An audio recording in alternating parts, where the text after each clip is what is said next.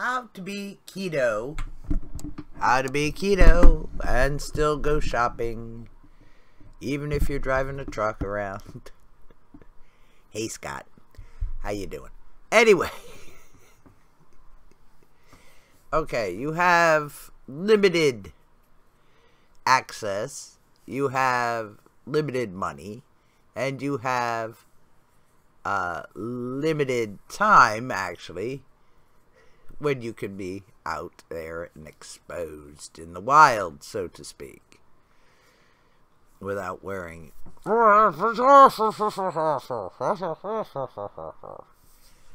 Yes. And yes, although the guy might look funny with wrapping a scarf around his face, it still works. Anyway, where should you put your money? Well, in cattle raised for food, sheep, animals. I mean, there are at least 11 land animals in North America that one can eat with perfect safety. More than 1,000 birds and innumerable fish. But that's where you put your money first, into meat. You don't have to buy prime anything. Choice and select, even if all they have left in the store is all beef hot dogs. Fine, eat them. You'll get there just the same, even if it might take a little longer because, you know, the meat that goes into making hot dogs isn't 100% wonderful meat. The shredded pink slime. Of course, if you can afford things like skirt steak, flank steak, and the beloved ribeye, go ahead. Figure out how much you need per day and shop in bulk. If you know a friendly farmer who sells butchered meat properly with licenses and all that, then by all means buy. This Thursday I'll be visiting my farmer and picking up a quarter cow. It would be wise if you could do the same.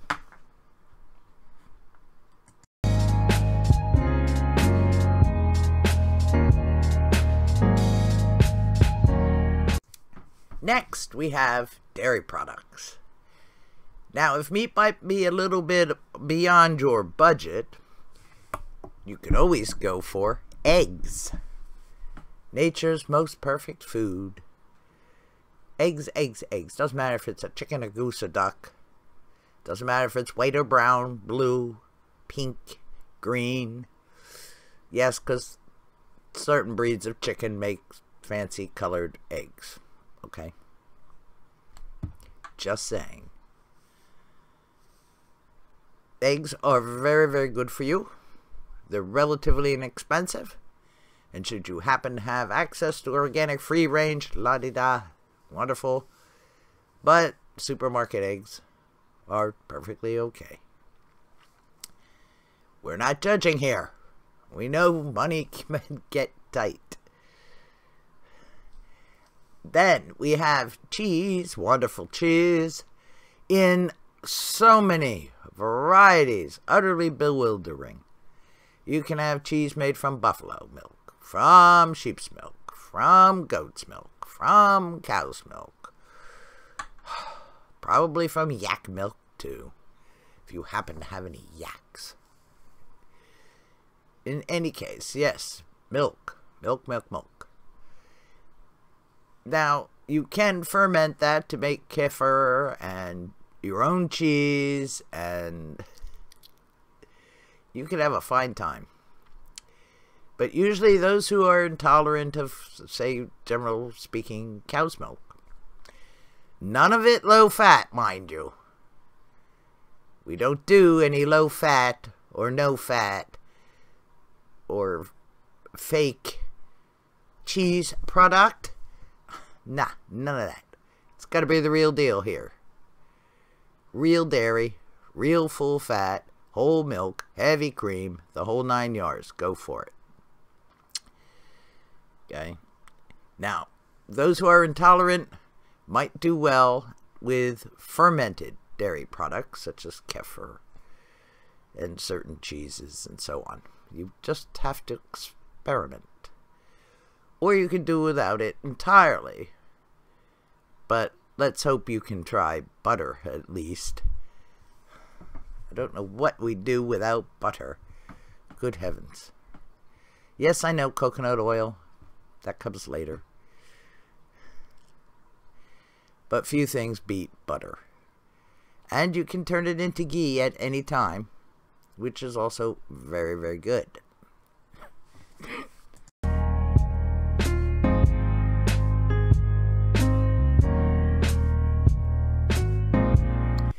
Now under fats, we have animal fats that you get with the meat, and the collagen and the gristle and all of the connective tissues, which are very, very good for you.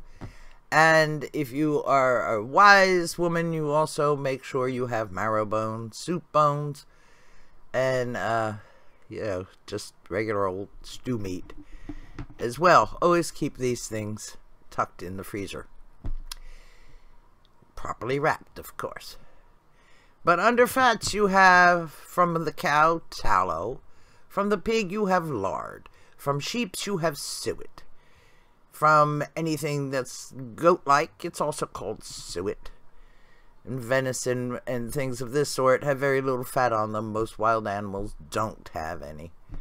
So it is best to stick to those that are raised for human consumption with a perfectly decent rate of fat in them. You'll be surprised to know that Prime has more fat than Choice, which has more fat than Select. And in the supermarkets, you will not find anything under Select. The rest of it goes for hot dogs and dog meat. So there you have it. You know, you're not going to get lower grades than Select in the average supermarket. But lard and so on, you can get it if you ask for it. Now, the ethnic stores are a good place to shop for things like lard and tallow and ghee and so forth. Indian cooking, ghee.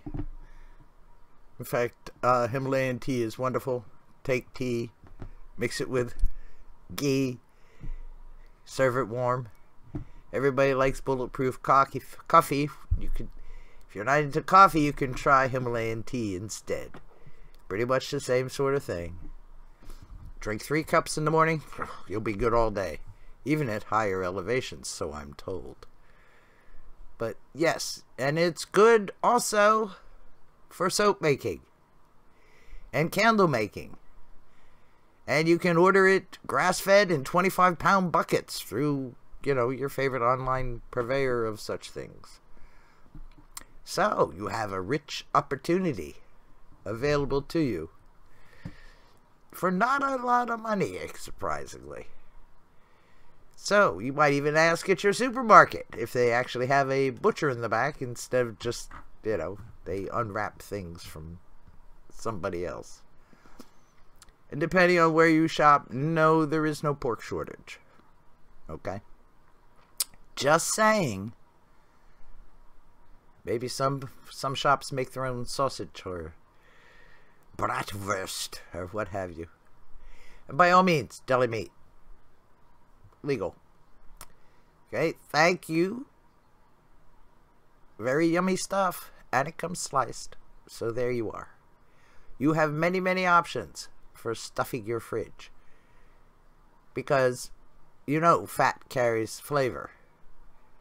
So if you have fat-free, it tastes like cardboard.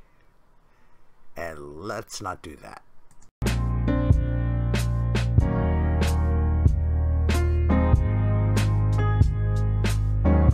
leafy greens come next for those who eat salad and those who don't mind a couple of vegetables here and there, such as cabbage, spinach, Brussels sprouts, asparagus, what else? Well, you could have any member of the onion family, including various garlics, leeks, various lettuces of all kinds. And does anybody really like kale? I don't think so. Collard greens. Just stay away from sorrel leaves, all right? Let's not get silly. A few vegetables here and there won't harm you dreadfully if you're not terribly troubled with your digestion. Just be aware to keep it down to decent levels, such as 1 cup of salad and half a cup of cooked vegetables. If you have a salad, don't go loading it up with croutons and all that. Just use some bacon bits or something. Bacon's perfectly legal. Throw that in. If you're hungry for a snack, eat bacon. It does come pre-cooked nowadays. So you could just open up the package and nom nom nom. And it's not too bad, really. I tried some just to see. So yes, you can have bacon in your salad, but no croutons. Naughty. And what do we say about salad dressing? Olive oil, real vinegar, and make a vinaigrette by adding a touch of mustard. A little Dijon. Shake, shake, shake, and there you are. Perfect. So that's basically vegetables. Yes, you can have peppers and tomatoes and things of that nature, such as zucchini and cucumbers. You can have green beans. Real green beans. They're not legumes, remember. That's why you can have green beans but not peas.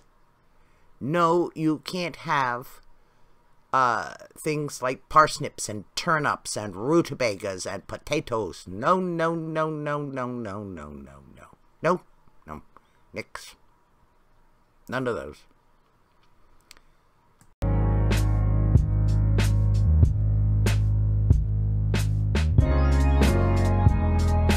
As far as oils go, we don't cook with them. We use them for salads. Things like coconut oil, walnut oil, pecan oil, macadamia oil, and good old-fashioned coconut.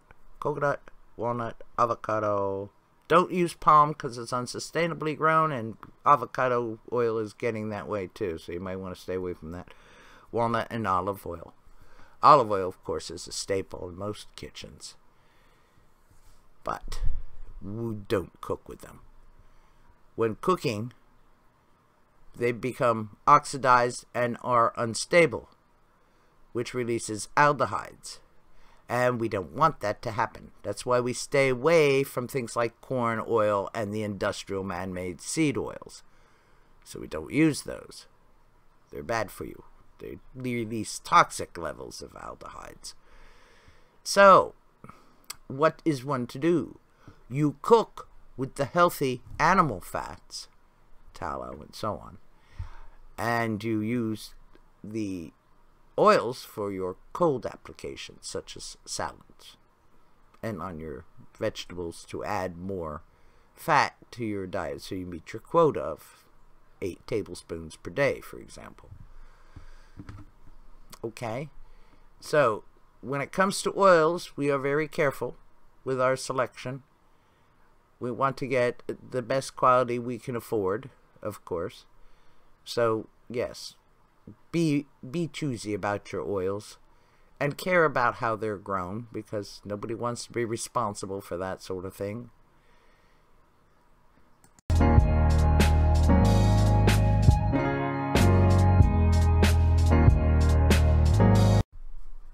And finally, we have other, the dreaded other. Now, this is things like berries and whole fruits that are low glycemic. Forget the pineapple. And no, you're not eating any apples and no bananas either. Okay? Berries, tart fruits. Those are the kinds you want. Low sugar and whole foods and lots of fiber, because that's the only reason to eat them. Okay? No fruit juice ever. Ever, ever, ever. Yes, I know wine, and yes, a little of what you fancy does you good, but alcohol's only 2 shots or 2 glasses a week.